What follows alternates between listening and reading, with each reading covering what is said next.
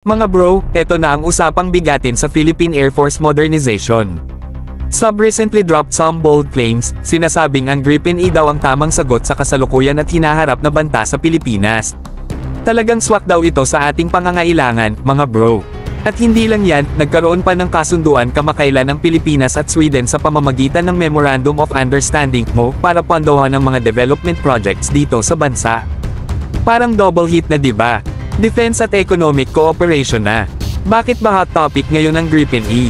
Kasi mga bro, habang Sweden is flexing their bilateral ties with US, lumalaban din ang ibang higanti.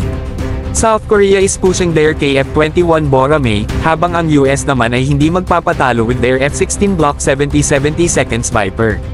Dito makikita na hindi lang teknolohiya ang laban, politika, ekonomiya, at partnership ang mga big factor din. Pero mga bro, aminado ang Department of National Defense, DND, na malaking hamon ng financing. Iba kasi ang presyo ng multi-role fighters. Talagang napapakamot tayo kung saan huhugot ng budget para dito.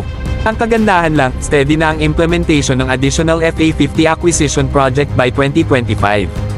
Ang FA-50, proven and tested na, kaya good move ito habang hinihintay pa ang desisyon sa mas mahal na jets.